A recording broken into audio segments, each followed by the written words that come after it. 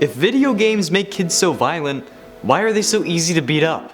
Greetings gamers and welcome back to Top 10 Gaming. I'm your host Connor Monroe and I was talking about kids in video games. Freddy Fazbear is the king of FNAF, and I mean this in a literal sense because, well, he is the Freddy in Five Nights at Freddy's. But what are some things that you may know but could also surprise you? That's what we're exploring with today's list of the top 10 Freddy Fazbear surprising facts. Subscribe if you haven't already and go watch our other FNAF content because recently we've been milking this cow dry because y'all really love it. So, now, roll the intro.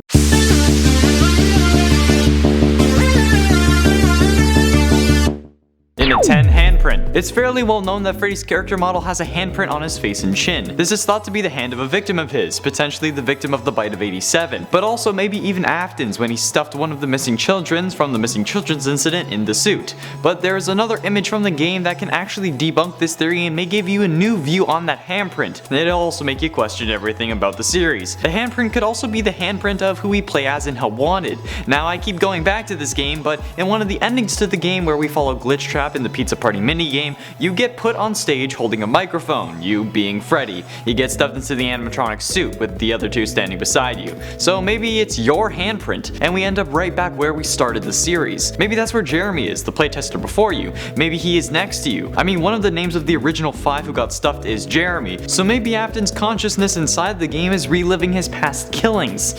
Sorry, didn't mean for this to turn into a theory, but again, I have a point that can shut the whole it's a victim's handprint thing down later on, so stick around.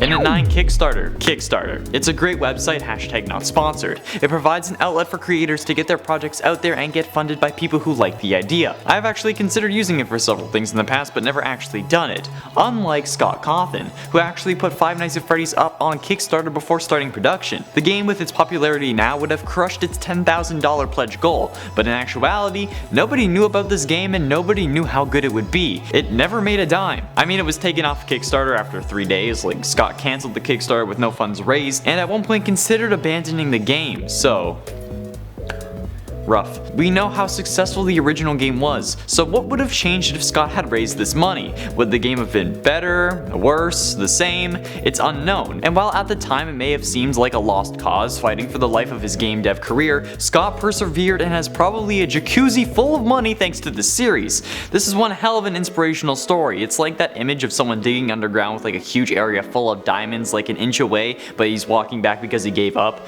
Keep the grind going, stay inspired, do what you love even if you aren't making money from it, because one day you may get the shot you've always wanted, or maybe even never thought you could. And at 8, Nose Goes. We all know about clicking the nose on the Freddy's poster making a squeaking noise, and this doesn't change in each game, with the exception of Help Wanted since you can't really click on the posters, but the clown posters in the DLC squeak when you hit them with a dart. However, in the original game, clicking Freddy's little button nose can result in him jump scaring you. This doesn't happen unless Freddy is outside your door, since that's the closest he can get. If you don't close the door and decide to taunt Freddy by squeaking the nose of his poster, he doesn't need to wait until you bring up the monitor. That squeaking must just trigger him so bad that he would just kill you for it. Well, maybe, it's only a chance, but it's pretty interesting and something I didn't know since I always run out of power instead of risking my life like that. I'm not good at power management. And at 7, Head Goes.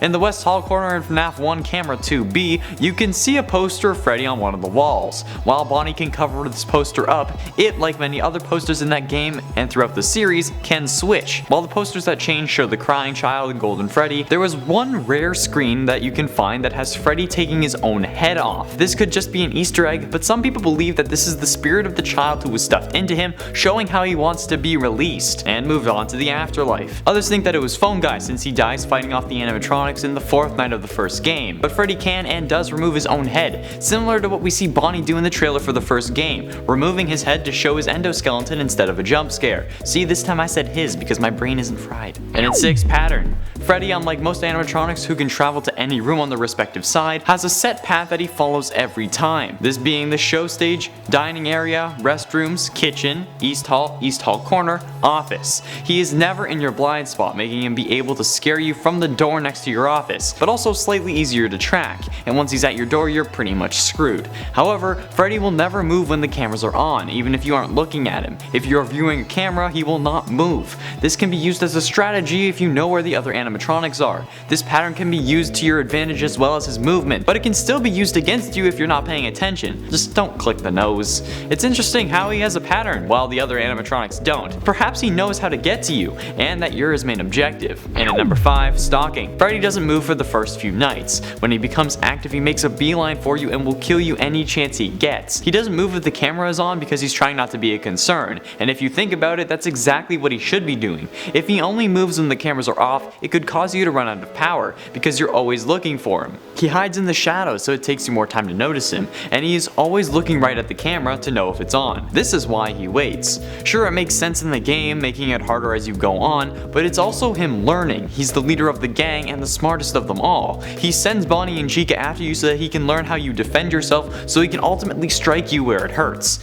He's stalking you, learning about you, like any good villain does. He knows his enemy. Like any good villain does, he knows his enemy, and that makes him all the more frightening. And at 4, originally Static. While now Freddy is known to come down the east hallway, making some station stops to your office, he wasn't originally intended to do so. He actually was intended to just stand at the show stage and let his minions come after you. He is the only animatronic in the game with 2 jump scares, because he was originally intended to only scare you if you ran out of power, but then Scott decided to let him come after you at night 3, perhaps because the game was too easy otherwise, or maybe Freddy just decided to start moving and Scott accepted it. The game would be totally different if Freddy was stationary. There wouldn't be some form of meta surrounding his movement, and the only time you'd really get to see him is if you ran out of power, which is weird because the game is called Five Nights at Freddy's, so if Freddy wasn't coming for you, it kind of ruins it. I mean, like, I know the establishment is Freddy's and that's why it's Five Nights at Freddy's, but like, come on. If Freddy didn't do anything, it'd be kind of lame. And at 3, instant kill. One of the most mysterious questions of all is the bite of 87. In the first Five Nights game, people thought that we could get some more clues or maybe hints to the series, or maybe even a secret ending. So in an effort to solve the most mysterious question of all, who really 100% caused the bite of 87, players for the custom Night 7 and Five Nights 1 had the original core 4 animatronics of Foxy, Bonnie, Chica, and Freddy with the levels 1, 9, 8, and 7 to try to get a secret ending or perhaps a clue. However, Scott knew people would be assuming this would work, so in an effort to shut rumors down, he added that if you do this, you will get immediately jump scared by Golden Freddy, which while not providing a secret ending may give us some clues. Maybe it was Golden Freddy who caused the bite after all, hence why he is decommissioned in the first game, and that it would be the second incident since he caused the crying child to die in 1983. So I retract my previous statement that Mangle was the cause, because at this point I don't know. But nobody ever mentioned this to me in the comments, especially when claiming it was Golden Freddy or Freddy at all, so I didn't know about this until now, so don't yell at me. And at 2 is Handprint. I've mentioned both the handprint and him taking his own head off in the poster earlier in this list, but the handprint on his face, while many assume it to be proof he caused the bite of 87 or that it was the phone guy or the kid who got stuffed, is in fact most likely his own hand. That handprint is pretty big, covering both his eye and more, which, since he's a 7-foot tall animatronic, makes that hand pretty large. And who would really need to put their hand on his face? Anyone who would be getting bit wouldn't be at that angle. Plus, there is another print on his chin, which is in the same place one of his hands is when he takes off his head in the poster. Hence why I mentioned both of these before this and why I'm bringing up his face 3 separate times on this list. Whose handprint do you think it is? Let me know in the comments, because I genuinely think it's Freddy's. Finally, and at number 1, Jingle. When you do run out of power because you don't have any power conservation skills, you get taunted by the glowing face of Fredbear before the room goes pitch black and he jump scares you. Unless you're lucky as hell, which I was during our Help Wanted video. Oh no. Oh crapula. Okay. Oh no. God. Oh god. Oh my god. Holy. However, if you pay attention to the song playing before the scare, it may sound familiar. If you're a fan of classical music, then you may know the song March of the Toreadors, which is actually the song that plays before Freddy gets you with his shaking face of doom, which is interesting because it's somehow creepy with just the higher notes, whereas with the lower notes it's not as bad. Well done on the creep factor, Scott. You actually managed to scare yourself with this game using Bonnie, so I guess you did even more of an incredible job than we all thought. Grammar? I don't know. There we have it, friends, the top 10 Freddy Fazbear surprising facts. I'm sure you all knew these already because you all love FNAF so much, but if you were surprised by anything, let me know below. And on your way down, be sure you hit like and subscribe for daily gaming content and ring that bell to join the clan and level up. Thank you all so much for watching. I have been Showerman Connor Monroe, and I'll see you in another video.